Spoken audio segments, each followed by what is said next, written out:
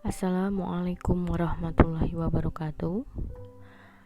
Pertemuan kali ini kita akan sama-sama berdiskusi mengenai keputusan investasi. Seperti chapter-chapter sebelumnya, bahwa materi yang akan saya sampaikan hari ini adalah hasil diskusi dari dosen pengampu manajemen keuangan syariah lainnya, yaitu Bapak Fersiyandika Yuda Pratama. Sebelum memasuki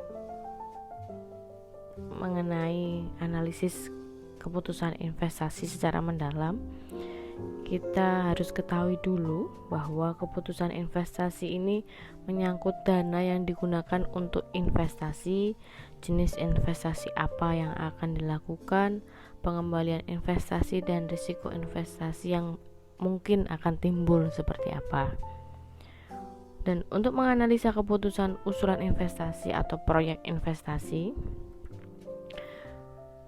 kita bisa melihat apakah proyek investasi itu layak atau tidak untuk dilaksanakan. Maka konsep yang digunakan adalah konsep aliran kas, bukan konsep laba. Untuk metode penilaian investasinya nanti ada payback period, ada net present value, profitability index, dan internal return. Selanjutnya kita memasuki pembahasan mengenai aliran kas dalam investasi. Jadi di dalam keputusan investasi itu nanti kita akan menentukan apakah investasi atau proyek investasi ini layak dilakukan oleh perusahaan atau tidak. Jadi pengambilan keputusan tersebut mempertimbangkan aliran kas keluar yang akan dikeluarkan oleh perusahaan dan kas masuk atau cash inflow dan cash outflow yang akan diperoleh berkaitan dengan investasi yang dilaksanakan. Ada 3 macam aliran kas yang terjadi dalam investasi.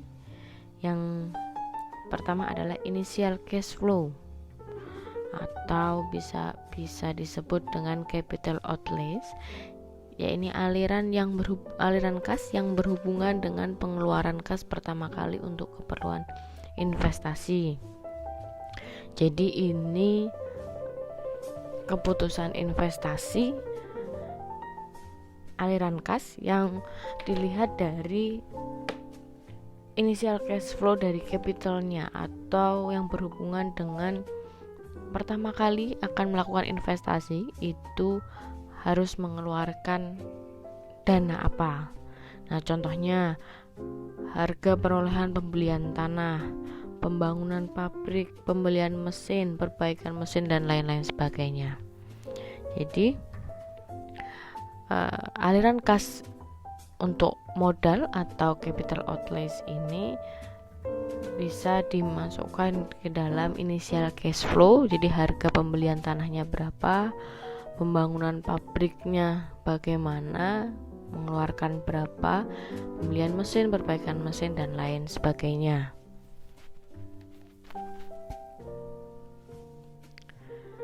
Aliran kas yang berikutnya adalah operational cash flow, yaitu aliran kas yang terjadi selama umur investasi yang berasal dari pendapatan yang diperoleh dan dikurangi biaya-biaya. Jadi aliran kas dilihat dari operasionalnya yang berasal dari pendapatan dan yang dikurangi dengan biaya-biaya yang dikeluarkan. Jadi operational cash flow ini biasanya diterima setiap tahun selama umur ekonomis investasi berupa aliran kas masuk bersih. Besarnya proceed atau aliran kas masuk bersih ini terdiri 2 sumber, yaitu earning after tax dan depresiasi. Perhitungan proceed sendiri atau aliran kas masuk bersih ini, perhitungan proceed bila investasi dengan modal sendiri, jika modalnya itu adalah berasal dari modal sendiri, tidak berasal dari hutang, maka perhitungan profitnya adalah bisa didapat dari earning after tax ditambah depresiasi. Sedangkan perhitungan profit atau aliran kas masuk bersih bila investasi dengan modal sendiri dan hutang, jadi kombinasi modal sendiri dengan hutang, itu bisa didapat dengan rumus earning after tax plus depresiasi plus bunga. Bunga ini dikalikan dengan 1 dikurangi pajak. Nah, aliran kas berikutnya adalah terminal cash flow atau aliran kas masuk yang diterima oleh perusahaan sebagai akibat habisnya umur ekonomi suatu proyek investasi. Jadi aliran kas yang satu ini akan didapatkan dari sisa atau residu aktiva dan modal kerja yang digunakan untuk investasi. Contohnya misalkan ketika kita membeli mesin, kita memikirkan atau menganggarkan bahwa umur ekonomis mesin tersebut adalah 5 tahun, tetapi setelah 5 tahun mesin itu masih bisa digunakan misalnya. Nah, nilai itu adalah yang dimaksud terminal cash flow. Jadi umur ekonomi suatu proyek investasi itu sudah selesai, sudah habis, tetapi masih dapat digunakan sebagai modal kerja. Itu makanya dimaksud dari sisa residu aktiva dan modal kerja yang digunakan untuk investasi. Berikutnya adalah metode payback period. Metode payback period ini merupakan suatu periode yang diperlukan untuk menutup kembali pengeluaran suatu investasi dengan menggunakan aliran kas masuk neto atau profit. Mohon maaf, jadi payback period ini merupakan di dalamnya ada unsur aliran kasnya. Jadi diperhitungkan dengan profitnya. Aliran dana yang kita keluarkan itu akan kembali atau akan menuju pada titik angka tersebut itu pada tahun keberapa dan bulan keberapa. Nah, rumusnya adalah capital outlay dibagi cash flow dikalikan 1 tahun. Metode payback period ini mempunyai kriteria apabila payback period itu lebih pendek dibandingkan jangka waktu kredit, maka investor atau investasi itu bisa diterima. Jadi seandainya teman-teman ini mempunyai proyek dan itu modalnya dengan hutang atau dengan pinjaman, maka ketika dihitung dengan metode payback period, apabila jangka waktunya dibandingkan dengan lamanya teman-teman untuk kredit itu, apabila jangka waktunya lebih pendek, maka bisa disimpulkan investasi tersebut dapat diterima. Nah, metode payback period ini juga mempunyai kelemahan yang diantaranya adalah metode ini mengabaikan nilai waktu uang atau time value of money yang sebelumnya sudah pernah kita diskusikan bersama-sama. Yang kedua adalah mengabaikan profit setelah payback period itu tercapai. Yang ketiga, mengabaikan nilai sisa. Jadi metode payback period ini sekali lagi untuk melihat berapa lama periode yang diperlukan untuk menutup kembali pengeluaran suatu investasi dengan menggunakan aliran kas masuk. Nah, hasilnya nanti berapa tahunnya kalau dibandingkan dengan berapa lama kredit itu berlangsung. Kalau kurang dari masa kredit, maka investasi tersebut dapat diterima. Nah, contoh metode payback period bisa dilihat di sini. Contoh yang pertama dengan asumsi bahwa profitnya ini setiap tahun sama. Jadi proyek B membutuhkan investasi sebesar 120 juta dengan profitnya diperkirakan 40 juta per tahun selama 6 tahun. Maka perhitungannya 120 juta dibagi 40 juta dikalikan 1 tahun, totalnya adalah 3 tahun. Maka jangka waktu kembali dana dari aliran kas masuk itu selama 3 tahun. Contoh yang kedua bisa dilihat di sini prosesnya tidak sama setiap tahun. Jadi tahun pertama 50 juta, tahun kedua 50 juta, tahun ketiga 40 juta, tahun keempat 30 juta, dan tahun kelima dan keenam sebesar 20 juta. Maka cara penyelesaiannya adalah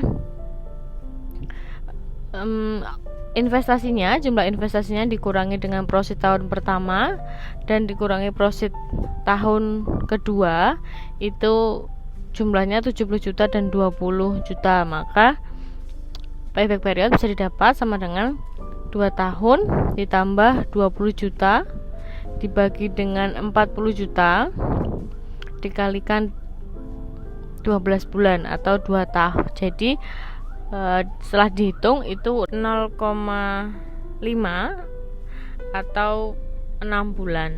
Jadi 2 tahun, total payback periodnya 2 tahun 6 bulan. Metode berikutnya adalah,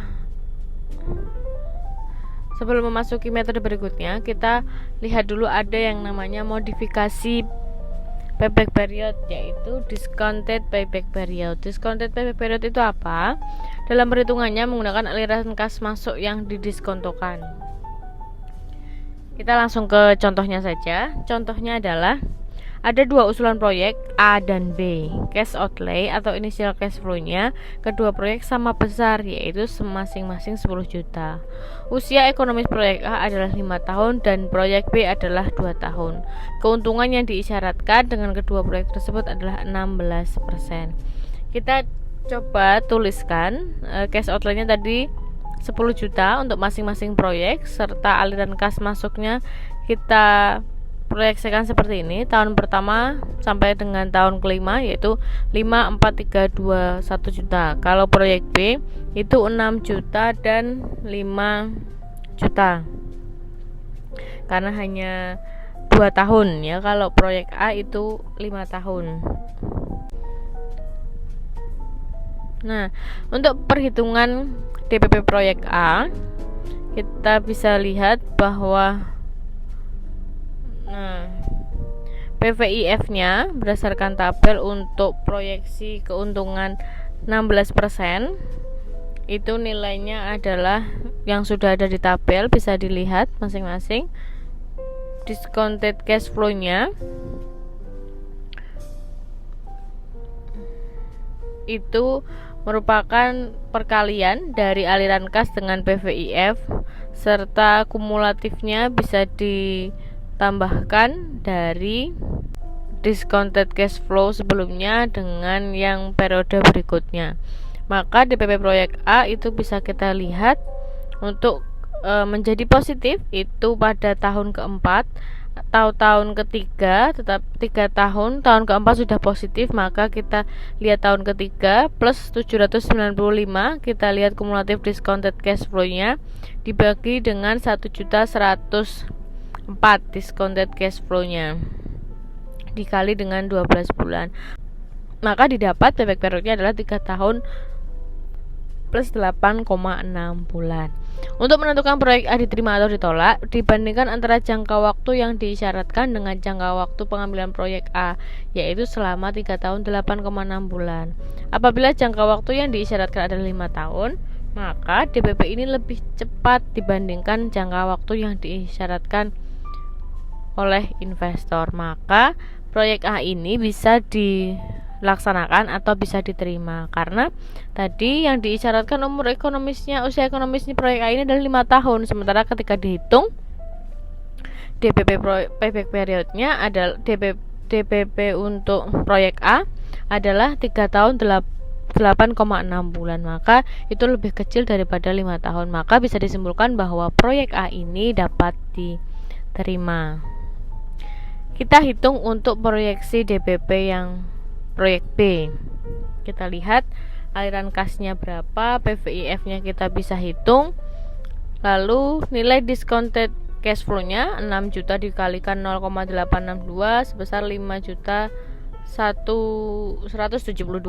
Nah, kumulatif discounted cash flow-nya bisa dilihat dari 10 juta dikurangi 48 dikurangi 51 sekian masih 4.800.000, dikurangi 3 juta masih 1,6 sekian. Maka DPP proyek B ini tidak ada karena aliran kas masuk proyek B tidak dapat mencukupi untuk menutupi pengeluaran proyek tersebut. Maka dari perhitungan tadi, proyek B ini tidak dapat dilanjutkan atau tidak dapat diterima.